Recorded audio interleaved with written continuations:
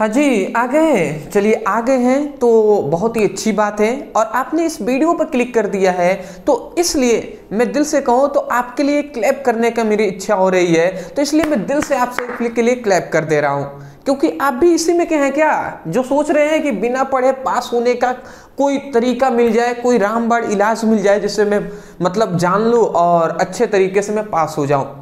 तो यदि आप ऐसा सोच रहे हैं तो ठीक है जी, अच्छे जगह पर आए हैं, ठीक है ना। आपको हम बताएंगे, ऐसा बात नहीं है कि नहीं बताया जाएगा। इस वीडियो में भी आपको बताया जाएगा कि अगर आपने कुछ नहीं पढ़ा है तो भी आप एक अंतिम, मैं कह सकता हूं कि एक अंतिम बार कोशिश कैसे आप कर सकते हैं, जिससे आप मतलब 5 इंपॉर्टेंट यहाँ पे शॉर्ट तरीके अपनाकर आप कैसे पास हो सकते हैं उसको हम बताएंगे।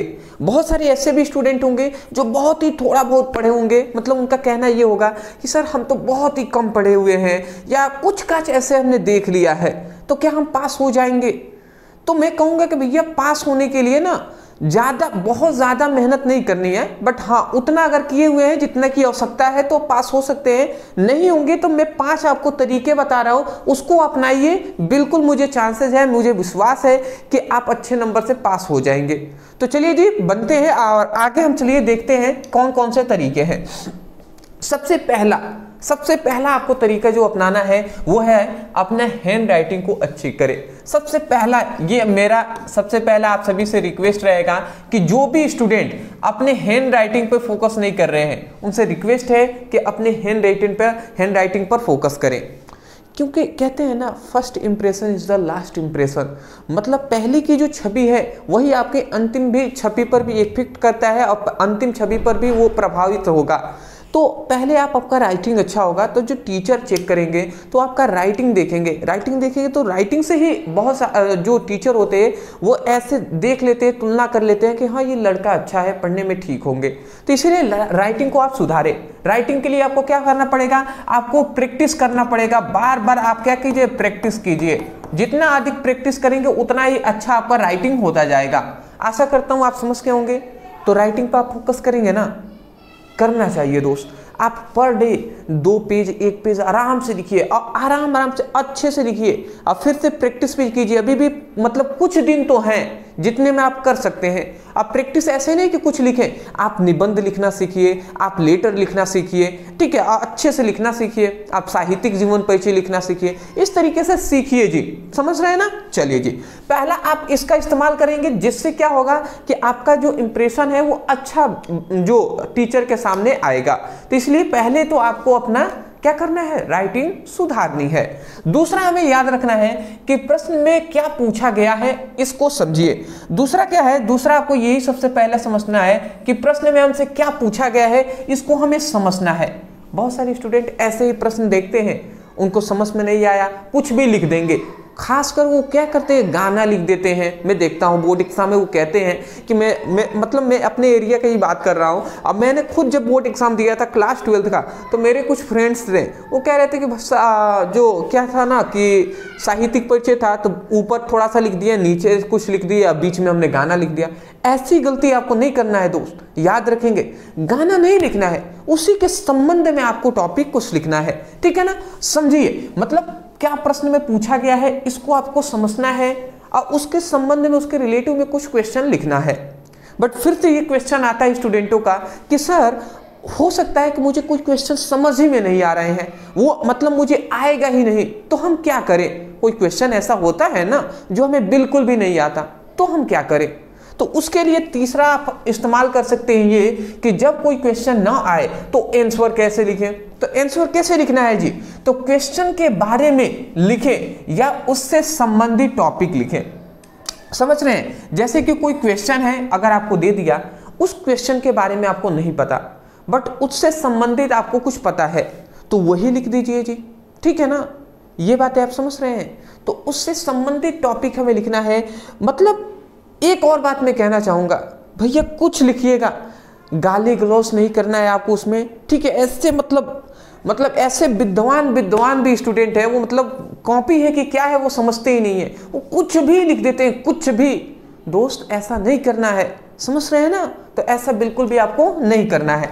तो ये बातें आपको फोकस करना है कि जो क्वेश्चन आए क्वेश्चन को लिखिए, ठीक है ना। आप अगर वो क्वेश्चन न आता है तो उससे संबंधित जो टॉपिक है उसी को लिख दीजिए। कोई उससे संबंधित रिलेशन वाले टॉपिक मिल रहे हैं तो उसको आप लिख देंगे तो भी आपको चांसेस हैं कि मान लेते हैं 5 नंबर का कोई टॉपिक है 5 मार्क्स का, तो आपको आराम से कुछ नहीं तो 3 नंबर तो टीचर दे ही देंगे, ठीक है ना। ऐसा चांसेस होता है जी, ठीक है ना। ये बातें हो गई। तो 3 आपको समझ में आ गया बातें। चौथी बात याद रखना है कि क्वेश्चन को छोड़ना बिल्कुल भी नहीं है। याद रखेंगे, क्वेश्चन कुछ भी हालात हो जाए, कैसी भी हालातें हो, आपको क्वेश्चन को छोड़ना नहीं है। अगर क्वेश्चन को छोड़े आपने तो नंबर तो यूं ही नहीं मिलने वाले, तब तो फिक्स हो जाएगा ना कि नंबर नहीं मिलेंगे। बट यदि आपने कुछ ना कुछ उसमें लिख दिया तो भैया 5 नंबर का है, कुछ भी अगर मतलब कुछ भी लिख दिए तो 1 नंबर तो या 2 नंबर तो आराम से मिलेंगे ना दोस्त। और 1-2 नंबर भी पास होने के लिए बहुत इंपॉर्टेंट है। तो इसीलिए आप क्वेश्चन को कभी भी नहीं छोड़ना है। अभी भी समय है। मैं कहूंगा कि अभी तक व्हाट्सएप ग्रुप और टेलीग्राम ग्रुप में नहीं ज्वाइन हुए हैं, ज्वाइन कर लीजिए। डिस्क्रिप्शन बॉक्स में हमने व्हाट्सएप ग्रुप, टेलीग्राम ग्रुप और इंस्टाग्राम ग्रुप का लिंक दिया है, उस पर क्लिक करके ज्वाइन हो जाएंगे। वहां पे हम आपको फ्री में ही सभी इंपॉर्टेंट हिंदी का जो लेटर है, जो आपका निबंध है, ठीक है, जो आपके गद्यांश है, पद्यांश है, ये सब कुछ फ्री में ही आपको प्रोवाइड हम कर रहे हैं। तो वो सब आप एक बार पढ़ के जाइए, एक बार उसको याद कर लीजिए। उतना आप पढ़ लेते हैं तो बहुत है। इसी तरीके से सबके हम फिजिक्स की, केमिस्ट्री का, इंग्लिश का सब प्रोवाइड कर देंगे। टेंशन ना ले, डिस्क्रिप्शन बॉक्स में लिंक है, आप जाकर ज्वाइन कर लेंगे। आशा करता हूँ आप समझ के होंगे, ठीक है ना। या टेलीग्राम पर ब्रदर से सर्च कर लीजिएगा, वीडियो मिल जाएगा। 5वां हमारा अंतिम आता है। आपका छोटी सी सजेशन मेरा यही रहेगा कि याद रखें, 5वां यह है कि कॉपी को अच्छे से और सजा कर लिखें। ये बहुत बड़ा इम्पैक्ट करता है दोस्त आपके एग्जाम में पास होने के लिए, एग्जाम में अच्छा नंबर लाने के लिए। बहुत सारे ऐसे स्टूडेंट हैं जो सभी क्वेश्चन को अच्छे से हल करेंगे, बट उनकी राइटिंग अच्छी ना होने के कारण, कॉपी अच्छे से न लिखने के कारण, और दूसरी बात सजा कर न लिखने के कारण उनको उतने अच्छे नंबर नहीं मिल पाते जितने उनको मिलने के वो हकदार थे या हकदार हैं, ठीक है ना। क्यों? क्योंकि भैया अच्छे से कॉपी को लिखना और सजा कर लिखना भी एक इंपॉर्टेंट बात होती है। इसलिए कॉपी को, पेन को मतलब अच्छे से कॉपी को सजा कर लिखिए, ठीक है ना। जैसे मान लेते हैं ऑब्जेक्टिव क्वेश्चन आ गया, तो यहां पे लिखिए प्रश्न उत्तर, प्रश्न उत्तर संख्या।